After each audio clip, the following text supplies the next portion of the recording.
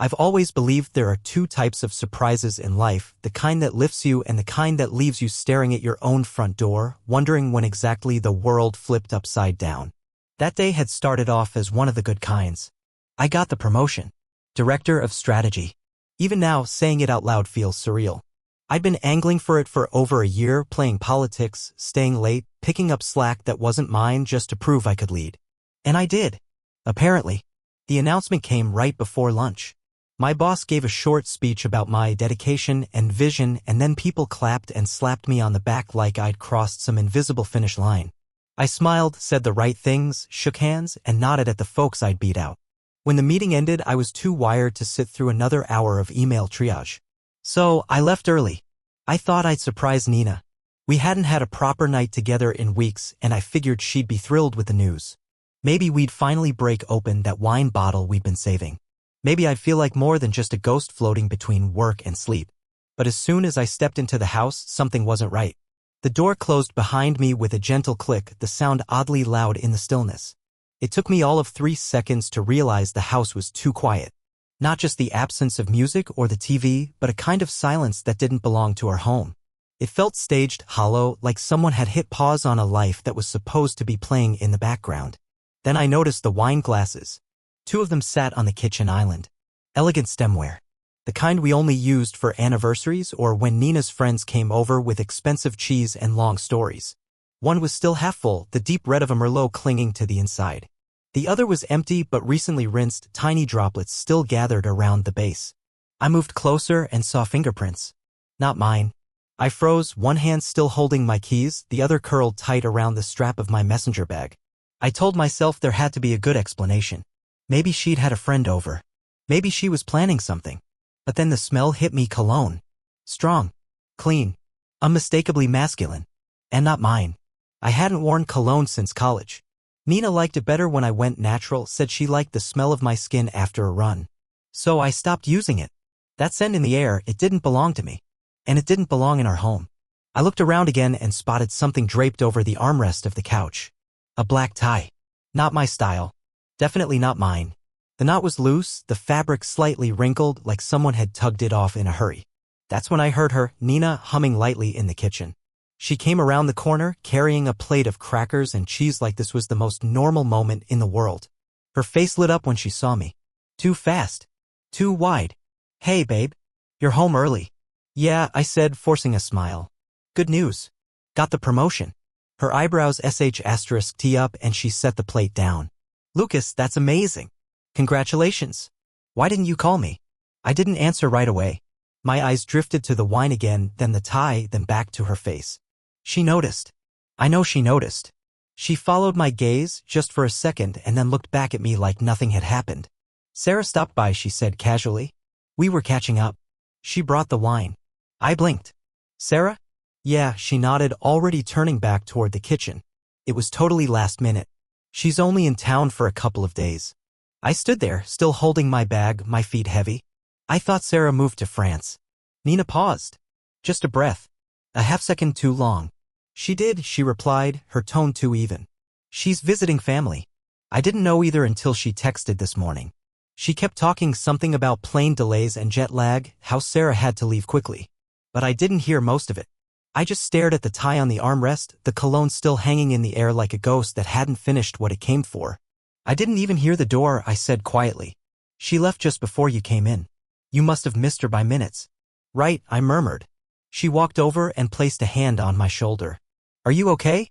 You're being quiet. I'm fine, I lied. Just tired. Long day. I should have said something else. Asked more questions. Pushed. But something in her eyes made me stop. Not guilt exactly. Not fear either. It was calculation, like she was already measuring what I knew against what she could still spin. And I hated myself for recognizing it. I nodded, kissed her cheek, and went upstairs to shower. The water was scalding hot, but I couldn't feel it.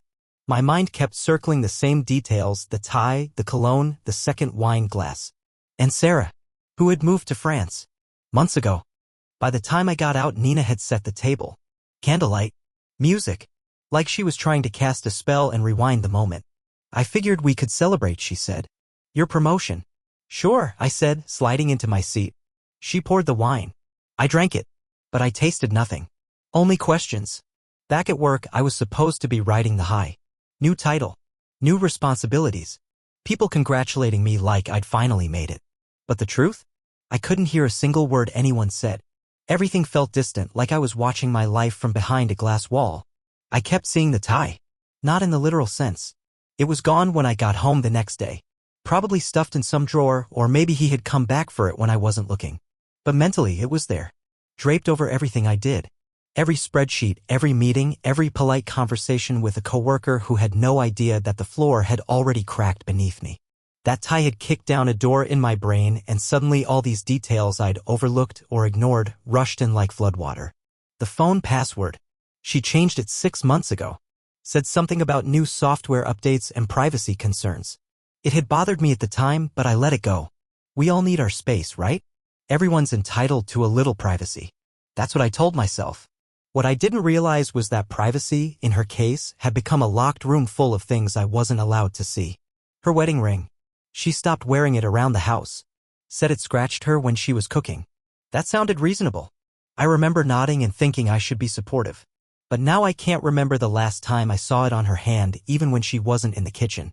The evening classes. She said she'd enrolled in a UX design course, something to help her career. I was proud at first. Thought she was ambitious, hungry to learn. But then she got cagey when I asked about it. She'd say things like, "Oh, it's boring. You wouldn't be interested," or "It's mostly theory, nothing worth talking about." If I offered to help her study, she'd laugh it off. "You wouldn't get it," she'd say. "It's all nerdy stuff." I didn't push. I wanted to believe she was just tired. Then there was the Wisconsin trip. We had planned to visit my sister. A weekend away, nothing big. She said she couldn't make it last minute, claimed she had a group project for class. But that same weekend I saw her post a photo. Just a city skyline at night, no caption. Not Wisconsin. Not even close. I remember asking her about it and she waved it off like it was from earlier in the month. "I forgot I hadn't posted it yet," she said. And I believed her. I remember laughing at myself for doubting her. Told myself I was just being paranoid. And then there was her laughter. It changed. I didn't even realize until it was gone. Nina used to have this unfiltered, honest kind of laugh, the kind that filled a room and bounced off the walls. But lately it had been different. Shorter. Sharper. Almost guarded. Like she was laughing at something she didn't want me to be a part of. I remember the mornings too. She'd get up before me, which wasn't unusual. But she'd be dressed and out the door before I even made it to the coffee pot. When I offered to make her breakfast, she'd decline. "Already ate," she'd say. "Not hungry." I used to chalk it up to stress or work. But now I wonder who she was having those early breakfasts with. There were more signs, smaller ones. She started cooking meals I didn't like. She used to text me midday just to say hi, though stopped. She began silencing her phone at dinner, then leaving it face down. When I'd sit beside her on the couch, she'd subtly shift away like her personal space had shrunk and I no longer fit. One night I caught her smiling at a message, but when I leaned over to ask what was funny, she locked her screen so fast it made me blink. "Just a meme," she said. Sure. A meme that made her blush. I remember going to bed that night with a knot in my stomach. But I didn't say anything. I told myself she was tired. That we were tired. That maybe a vacation would fix things. We just needed to reconnect. I kept saying that. Like if I said it enough, it would become true. But now the timeline rearranged itself in my mind like a puzzle finally clicking into place. This wasn't sudden. It had been happening in the background for months, subtle erosion disguised as routine. I'd watched our marriage decay in real time and told myself it was just weathering. Normal wear and tear. But it wasn't. It was abandonment, piece by piece. A retreat carried out in slow motion. And I had let it happen.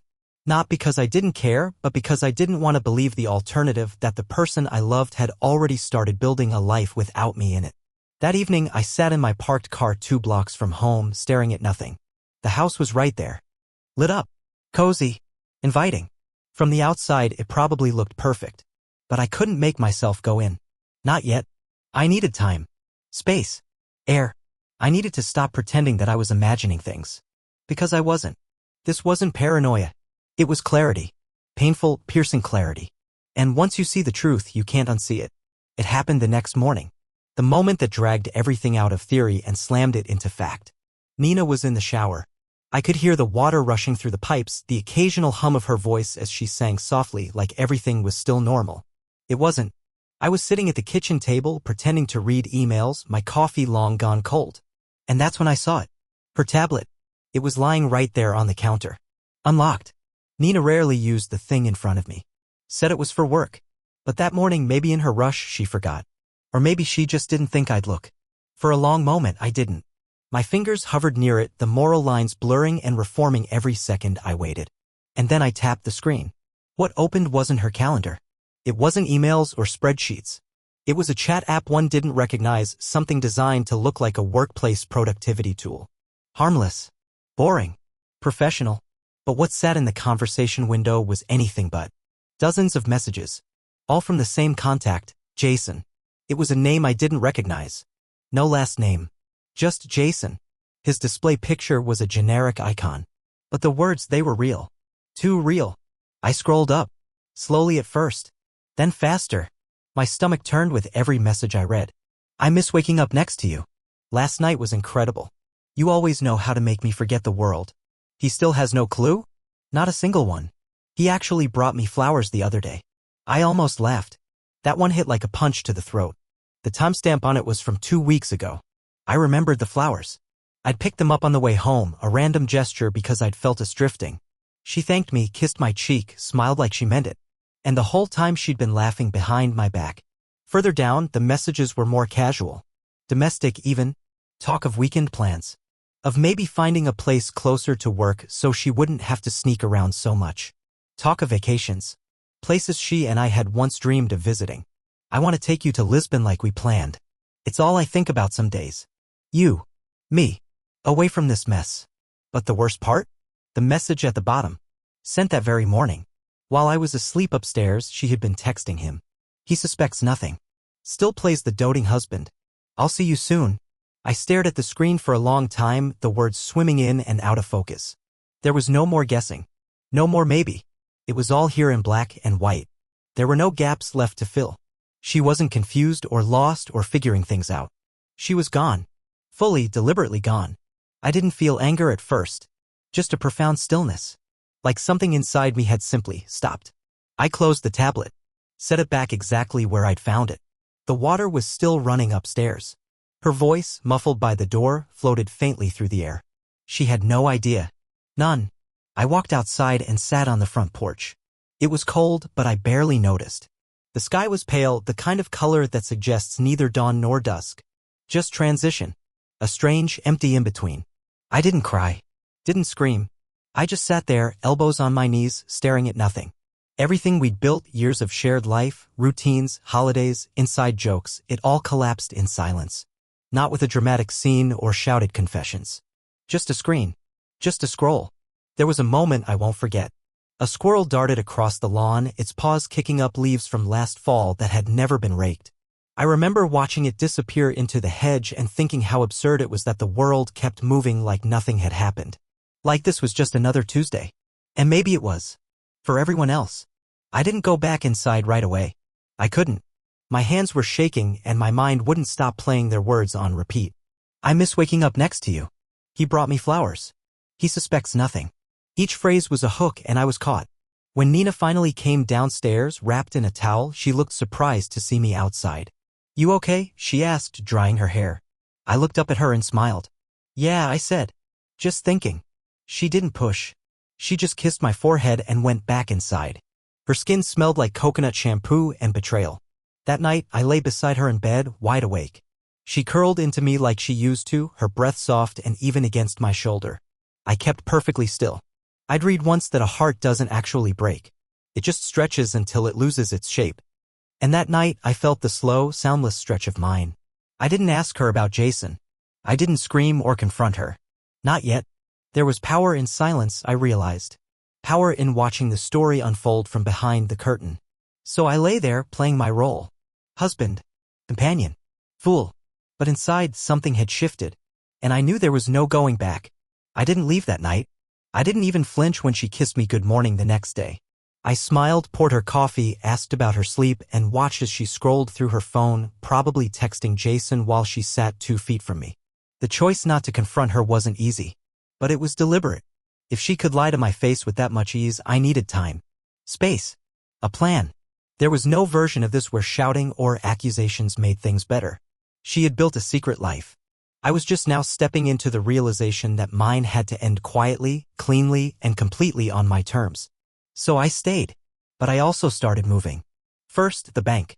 I opened a new account at a different institution, separate from the one we shared. I rerouted my direct deposit from work and transferred just enough to avoid suspicion. I left our joint account alone. For now. Next came the rental search. I didn't want to crash with friends. I needed privacy, neutral ground where I could think. I found a small one-bedroom unit on the east side. Month-to-month lease, furnished. Nothing fancy. Just a place to breathe. Then passwords. I locked down my email, cloud storage, even my streaming accounts. Canceled the subscriptions we shared, Netflix, Spotify, that meal kit we never used. I started gathering personal documents from the filing cabinet, birth certificate, social security card, tax returns. I scanned everything into a portable hard drive and left a copy at the office, hidden in a drawer behind a stack of old reports. Nina didn't notice. Or if she did, she didn't care. She started coming home later. Sometimes she blamed traffic, sometimes work. Occasionally she didn't offer an excuse at all. I stopped asking. I made dinner like always, her favorites, even. She'd thank me with a kiss on the cheek, eat while texting, and disappear upstairs. She had no idea I already knew everything. She still played the role of a woman balancing love and ambition. And I played the man who trusted her. The hardest part was pretending to sleep. At night, when the lights were off and the house went still, I'd lie there with my eyes closed, counting the seconds between her breath and the faint tap-tap of her fingers on her phone screen. Messaging Jason, no doubt. Maybe even making plans. Sometimes she'd chuckle softly, then turn and press against me like we were still married in anything but name. I'd let her. Because endings are more effective when they're unexpected. And I wanted this one to land. I started journaling, not online, not digitally. A small, black notebook I kept in my briefcase. Every night I wrote down what I observed, when she left, what she said, what I noticed. Her shifts in behavior, her new perfume, her changed routines. It wasn't about building a legal case, it was about clarity. I needed to see the facts on paper. I needed the evidence of how far we drifted so I wouldn't talk myself out of leaving. Denial, after all, is a comfort with a long shelf life. One Saturday afternoon, she left for a yoga retreat. Packed a duffel bag, kissed me goodbye, and promised to text when she arrived. She never did. I didn't call. Instead, I used the time to move essentials into the new place. Clothes, toiletries, books, the hard drive with my documents. I left behind what didn't matter, shared towels, mugs, wedding albums. Things she could claim without me needing to argue. I returned before she did. Sat on the couch with a book as if I'd never left. When she came through the door Sunday night, she was glowing. Relaxed in a way I hadn't seen in years. It was amazing, she said. You should have come. I smiled. Maybe next time. She kissed me. Her lips tasted like hotel soap. That night, I dreamed about airports. About boarding a flight without a destination, the kind where you don't ask where it lands, you just need it to take off. The following week, I started sleeping at the rental 2 nights a week. Claimed late meetings. Said I needed to be closer to a client on the east side. Nina didn't push. In fact, she seemed relieved. Less tension, fewer questions. She probably thought we were naturally drifting apart, no fight, no drama. Maybe that's what she wanted. But I wasn't drifting. I was building an exit ramp while she played house with someone else. I met with a lawyer. Not to file. Not yet. Just to understand the process. The moment I mentioned infidelity, his tone shifted. Professional but decisive. You have the upper hand, he said, flipping through his notes. Especially if there's written proof. There is, I said. Plenty. He told me what to gather, what not to touch, what to copy. And he reminded me that silence, for now, was leverage. Once she knew I knew, the power dynamic would shift. She might play victim. She might spin a new story. That's how people protect their version of events, by rewriting them first. So I said nothing. And in saying nothing, I said everything. The house became a stage, and we were both actors stuck in different scripts. I'd ask about her day, and she'd lie with the ease of someone who thought she was fooling everyone. She'd ask about mine, and I'd smile and keep it vague. I started noticing how empty her words were. How often she used filler phrases, it's nothing, just work stuff, don't worry about it. At first, they'd sounded like shields. Now, they sounded like exits. Not the kind you announce. The kind you quietly slip through. Some nights, I'd watch her from the hallway as she got ready for bed. Not in a creepy way. Just observing. Her face in the mirror. The way she touched up her eyebrows. How she studied her reflection longer than she used to. I wondered if she ever saw the lie staring back at her. One evening she got a phone call. She answered it in the laundry room, her voice hushed. "I can't talk right now. He's still here." That was the only sentence I caught. But it was enough. After she went to bed, I took the notebook from my briefcase and wrote it down. Then I closed the cover and stared at it for a long time. The silence between us had become louder than any fight we ever had. By that point, I had everything ready. Bank account, apartment, legal advice, emotional distance. I could leave any day and never look back. But I waited, because part of me needed her to give the final push. And she did. Soon. It happened on a Tuesday. I remember because I had just finished reviewing the final draft of our department's quarterly report, the kind of mind-numbing task that should have felt like progress but didn't. The promotion had lost its shine. The corner office, the title, the congrats again, emails, it all felt like a shell. I was working a job I used to want while living a life I no longer recognized. I hadn't planned to confront her that week. Everything was in place, but I wasn't in a rush. There was something satisfying in the control. For once, I was the one holding the truth. But then my phone buzzed. I was sitting in the parking lot of City Hall about to head inside to sign the final paperwork on my new consulting contract, my first major initiative in the new role.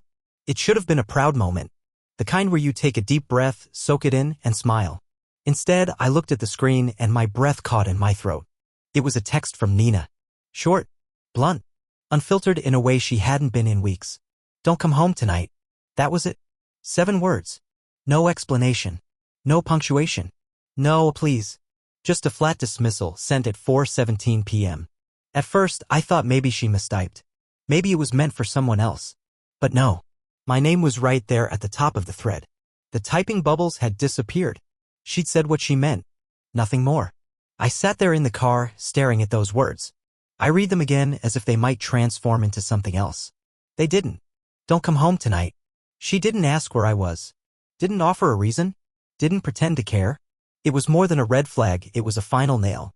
The temperature inside the car felt 10 degrees colder. I let the silence sit for a minute. 2. Then I opened my messages and typed a single word. Okay. Not a question. Not a challenge. Just okay. And in that word, I buried the last of it. The confusion. The hope. The excuses I'd made for her. The pain I'd swallowed night after night. It all went into that one-word reply. I hit send. No 3 dots appeared on her end. No typing. Just delivered. Read. Gone. There was no dramatic soundtrack. No lightning strike. Just the soft ping of the message being sent and the quiet thud of resolution landing in my chest. I turned off the ignition. Got out of the car. Walked up the City Hall steps like a man going to war but without the armor. Inside, the clerk at the desk smiled and asked for my ID. I handed it over, signed the documents, shook hands with the city liaison, and thanked them for their time. It was business. Life moved on even when you didn't. When I got back to my car, I didn't drive home. I didn't even think about it. Instead, I drove east toward the lake where the short-term rental I'd secured stood waiting. The place was small, barely more than a box with walls, but it had clean sheets, a working lock, and no trace of her. When I walked in, the air felt still. Honest. There was no smell of cologne, no wine glasses on the counter. Just a clean table, a quiet room, and me. I dropped my bag on the floor, pulled off my jacket, and sat down on the couch. My body folded into it like I'd been holding myself up for months and had finally let go. My phone vibrated once. A new message. From her. This one was longer. "Sorry. I just need space tonight. It's not about you. I'm just tired. Hope you understand." I didn't reply. What was there to say? She needed space after filling it with someone else. She was tired after exhausting every excuse. She hoped I understood. After lying with such consistency, it had become her fluency. But the thing is, I did understand. More than she realized. That night, I didn't drink. Didn't scroll my phone or call a friend or go for a walk. I just sat there, letting the silence settle around me. I could have told her off. I could have demanded answers. But what would that give me? Closure? No. She wasn't capable of giving that. People like Nina don't offer closure. They leave messes behind and expect you to thank them for the experience. So I let her have the last word. Not because she deserved it, but because I didn't need it anymore. I climbed into bed fully clothed, lying on top of the blanket with my arms crossed behind my head. The ceiling above me was plain, but for the first time in weeks, I didn't imagine her face there. I didn't hear her laugh or replay her lies. I saw nothing, and it felt honest. That was the part that stuck with me. It wasn't sadness that filled the room. It wasn't rage or despair. It was clarity. I was no longer fighting for something already lost. I didn't want revenge. I didn't want an apology. I wanted distance. And now I had it. By morning, the first thing I felt wasn't regret. It was relief. The motel by the lake was quiet, tucked away behind a row of pine trees that bent with the wind like they knew secrets. It wasn't luxurious. The carpet was worn, the walls a dull beige. But it was peaceful, clean, honest in a way my house hadn't felt in months. That night I started writing. Not to her, to myself. I wrote down every instinct I'd silenced, every red flag I'd excused. I listed out moments I doubted myself because she told me to trust her. I wrote about the night I brought home flowers, the look in her eyes that didn't match the words from her mouth. I wrote about every time I rolled over in bed and felt her drifting, even if her body stayed beside me. I didn't cry. I didn't scream. I just wrote until my hand ached and the ache in my chest dulled to something manageable. Around midnight, her name popped up on my phone again. A message. Not angry, not demanding. Tried to sound heartfelt. Said she was sorry for being cold. Said she hoped I was okay. That we could talk when she got home. I didn't respond. Not out of bitterness, but because I was past the part where her words could reach me. She hadn't asked where I was. Hadn't asked if I was safe. It wasn't concern, it was control, disguised as comfort. I turned the phone over and let it buzz in the dark. A week later, I went back to the house. Not to stay, just to gather what was mine. She answered the door barefoot, wearing the hoodie I used to sleep in. For a second, it felt like stepping into a memory. But then I looked past her and the spell broke. The house was different. My mug was gone from the kitchen shelf. My books, once scattered around the living room, had vanished. Even the painting we'd picked out together had been replaced. Like she'd already erased me. I didn't speak. Just moved from room to room, packing what little was left. Clothes, tools. The framed photo of my parents she'd moved to a side table like it didn't matter anymore. She watched me from the doorway, arms crossed like she didn't know what to say. Maybe she thought I'd break down, that I'd beg for answers. But I didn't owe her that, and she didn't deserve it. When I finished, I took off my wedding ring and placed it in the drawer beside our bed. She glanced at it, but said nothing. I walked out without a backward glance. She didn't call my name, didn't chase me, just stood there in the doorway like a stranger seeing off someone who used to mean something. Outside, the sky was gray, the kind of color you don't notice unless you're paying attention. I drove away in silence. No music, no tears, just the faint hum of tires on pavement and the realization that sometimes endings don't come with explosions. Sometimes they come with a quiet you've been preparing for all along. It didn't feel like closure, felt like space. Pause between chapters. Not an ending, just absence.